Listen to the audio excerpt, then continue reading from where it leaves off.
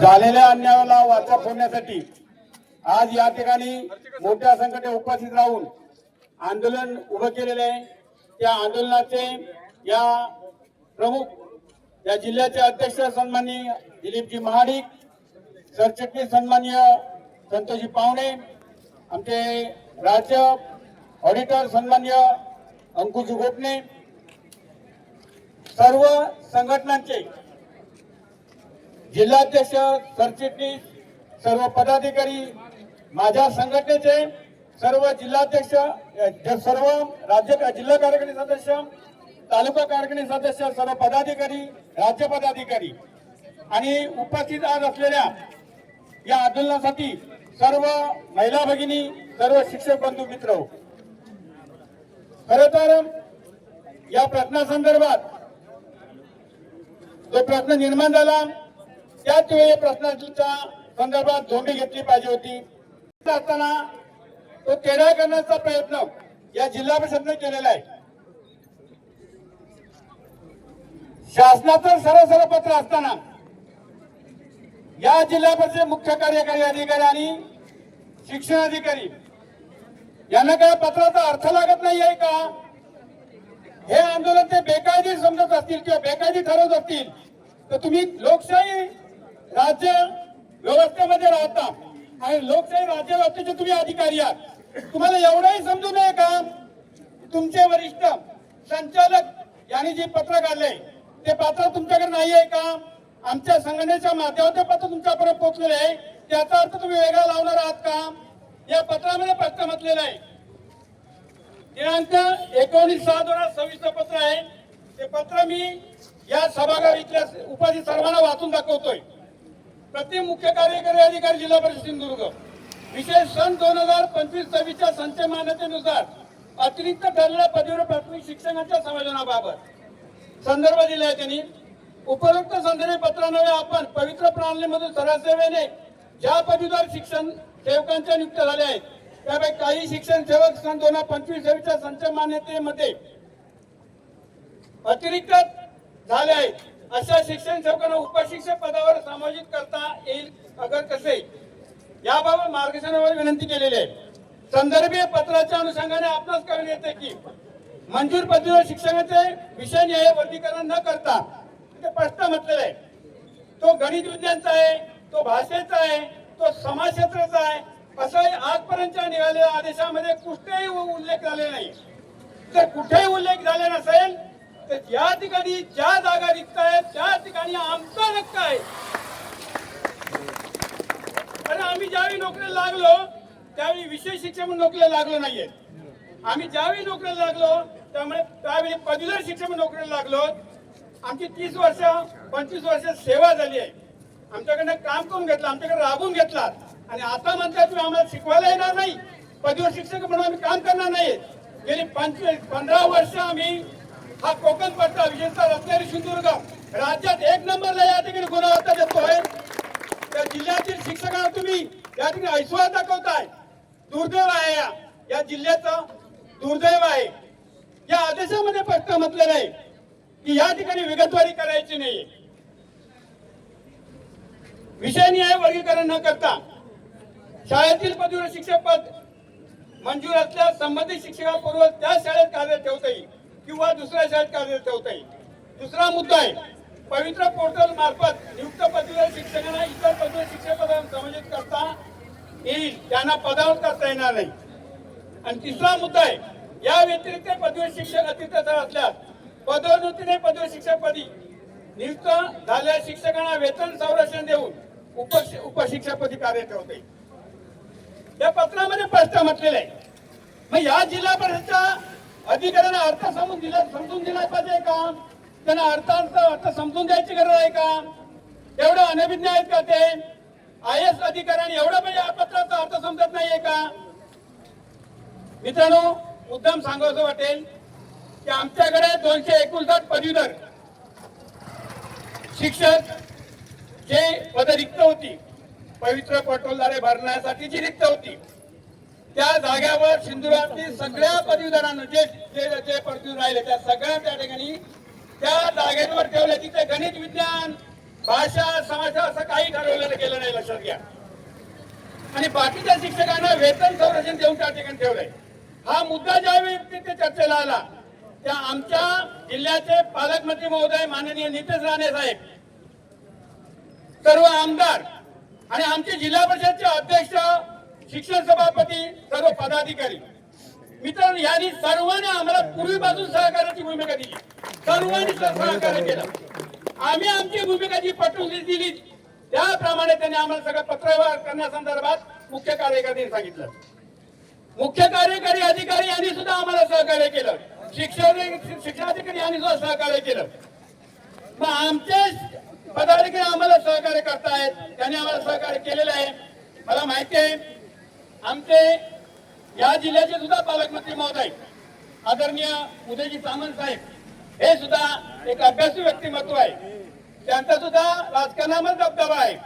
आम्हाला नक्की खात्री आहे या आंदोलनाची दखल घेऊन आदरणीय पालकमंत्री महोदय नक्कीच प्रश्नाची तळ लावतील, ती लावावी अशी या ठिकाणी आम्ही आमचं आवाहन करतोय.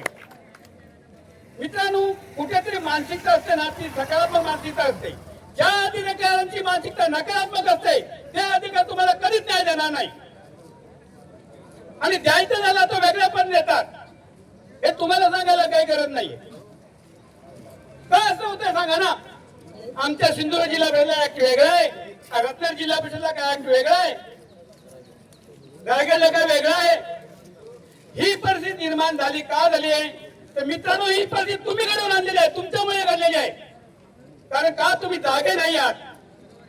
तुम्ही झोपेचं सोंग घेऊन झोपलेला आहात. लक्षात घ्या, जागे व्हा.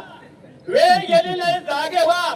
जर जागे नाही झालात तर भविष्यात तुमची परिस्थिती खूप वाईट आहे. लक्षात घ्या.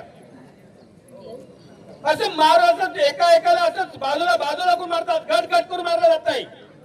ही शिक्षण व्यवस्था बदनाम केली जाते. जिल्हा परिषद शिक्षक बदनाम केले जात आहे आणि त्याला आपण बळी पडतो. आणि हे असंच चाललंय तर भविष्यामध्ये प्राथमिक शाळा बंद होणार आहे. टप्प्याटप्प्याने शिक्षक संख्या कमी केली जाते आणि ही कमी केली शिक्षक का कमी केले जाते, आस्थापना काम कमी केले जाते तर टप्प्याटप्प्याने कमी केली जाते. पूर्वी मुख्याध्यापक पद कमी केली, आपण गप्प राहिलो. आता पदवीधर पद कमी होत आहेत, आपण गप्प राहिलो, निघून राहिलो. असंच जर झालं तर हळूहळू सगळे शिक्षक संवर्ग या ठिकाणी संपुष्टात येईल. अदानी अंबानीची शाळा येते आणि चालू झालेलं आहे आणि त्याच्यासाठी हा घाट सगळं चाललेला आहे असा माझा आरोप आहे. आणि म्हणूनच हे जे आंदोलन आहे ही सुरुवात आहे. जर ह्या प्रश्नाची तळ लागली नाही तर या रत्नागिरीतला प्रत्येक शिक्षक या ठिकाणी उतरला पाहिजे. लक्षात त्याची तुम्ही तयारी लागा. मित्रांनो, तुम्हाला मी सांगतोय, तुम्ही जर ठाम राहिलात, तुमची जर भूमिका ठाम राहिली, तुमचं जर मनगट मजबूत असलं तर आज या जगामध्ये, ह्या देशामध्ये, या महाराष्ट्रामध्ये कुठलाही प्रश्न कठीण नाही. लक्षात घ्या. तुम्हाला एक उदाहरण सांगतोय. आमच्याकडे सिंधुदुर्गामध्ये मी मुद्दाम म्हणेन एका माधव अधिकाऱ्याने आमच्या एका शिक्षकाला हरामखोर म्हटलं होतं. आमच्या एका शिक्षकाला हरामखोर म्हटलं होतं. माहिती असेल तुम्हाला, ऐकून माहिती असेल, देवगडमध्ये. पण हरामखोर म्हटल्यानंतर त्या देवगडचा माझ्या संघटनेचा तालुक्याचा अध्यक्ष जयेंद्र चव्हाण म्हणून मी त्यांचं कौतुक करेन. याचं बऱ्याच ठिकाणी असं होतं माहिती आहे, अधिकारी काही बोलतात कर्मचाऱ्यांना आणि आमचे लोक पदाधिकारी सुद्धा गप्प बसतात आणि जातात. अरे तुम्हाला संघटनेने एवढं बळ दिलेलं आहे, त्या बळाचा वापर करा आणि विरोध करायला शिका. त्या जयेंद्र चव्हाणाने त्या ठिकाणी विरोध केला. विरोध केल्यानंतर खूप मोठा हे झाला, विषय झाला. आम्ही त्याच दिवशी वेळ पण घालत त्याच दिवशी जिल्हाधिकाऱ्यांची भेट घेतली.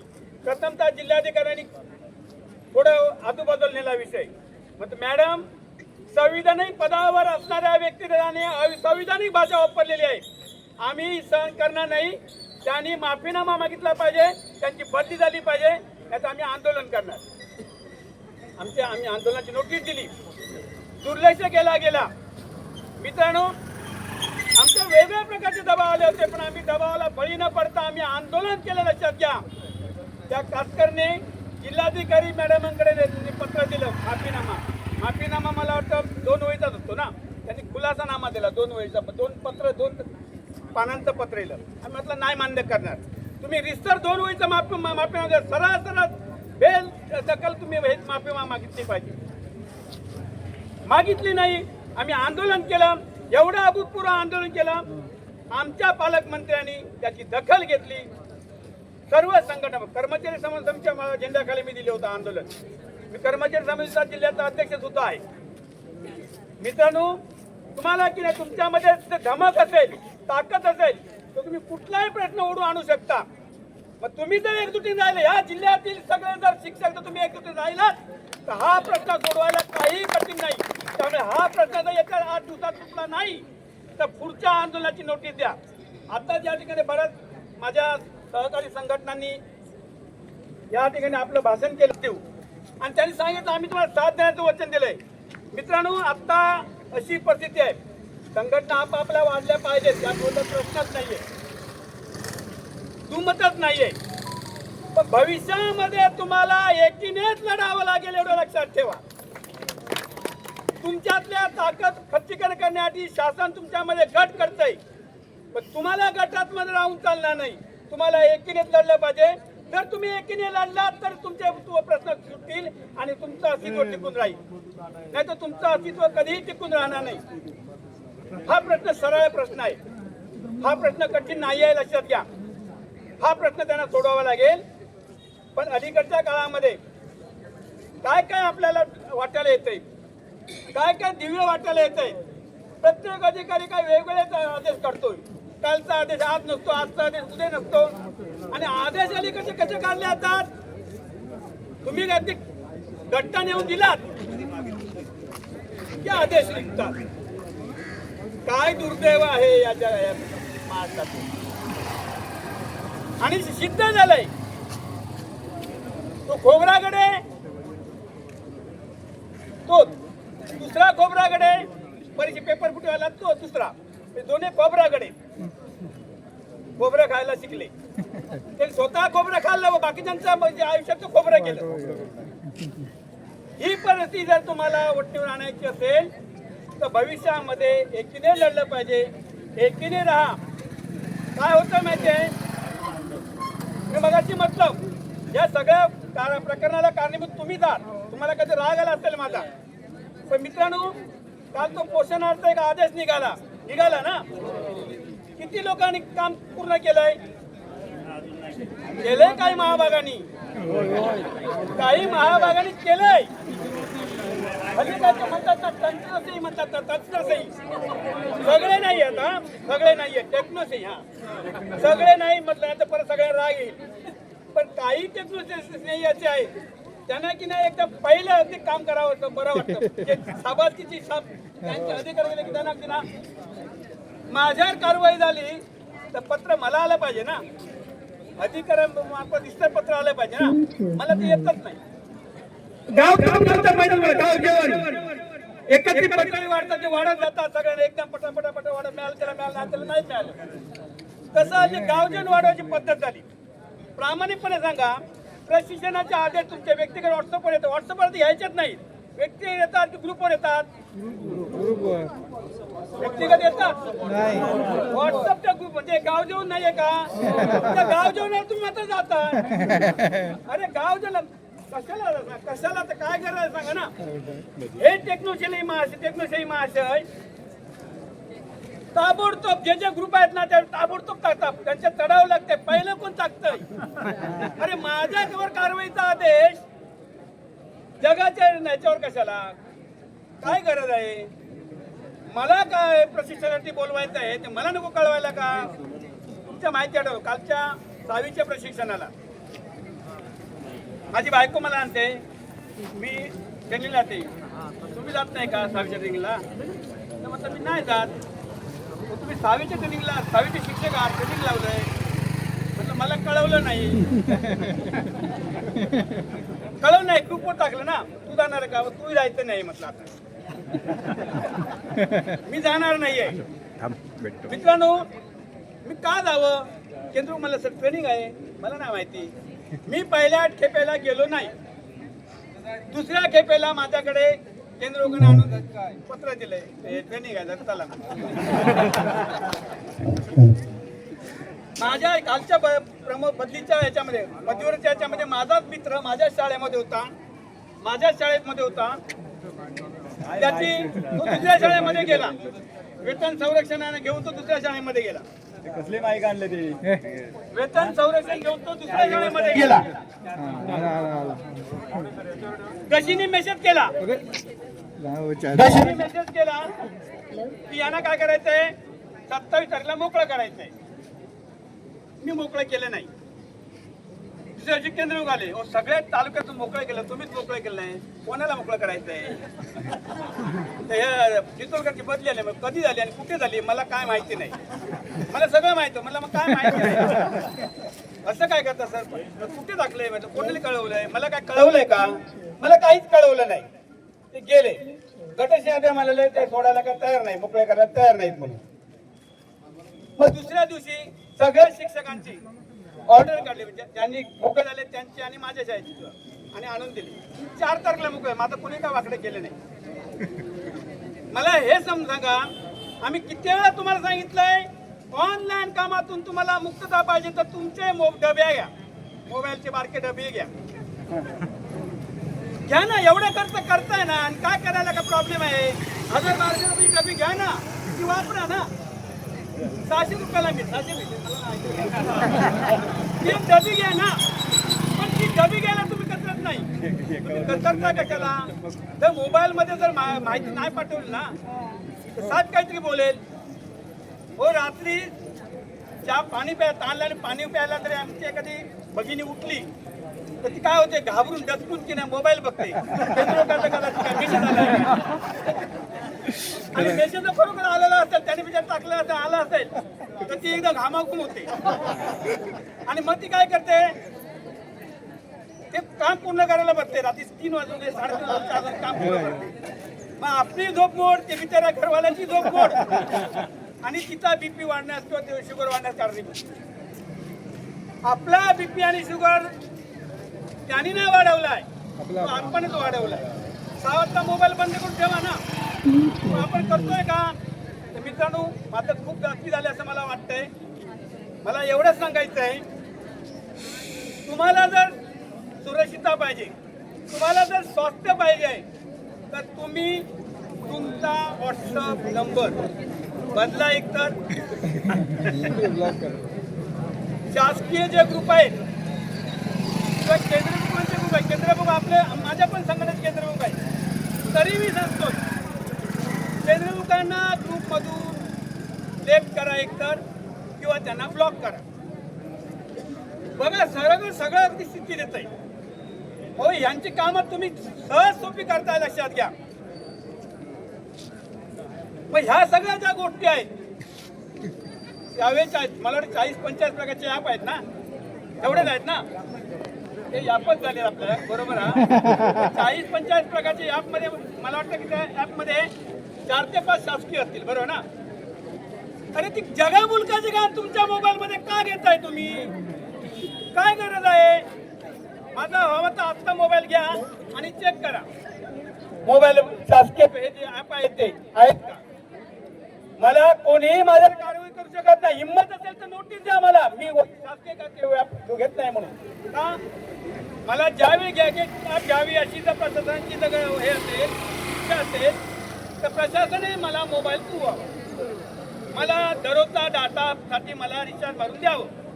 हा माझा मोबाईल आहे, माझ्या पैशातून घेतलेला मोबाईल आहे, माझा डाटा आहे, आणि माझ्या या मोबाईलमध्ये माझे काही महत्वाच्या फाईल्स आहेत, त्या करप्ट झाल्या, माझी माहिती करप्ट झाली. माझा ॲप आहे, फोनपे आहे, त्याचे पैसे समजा गेले, हे मायबाप भरून देणार आहेत का?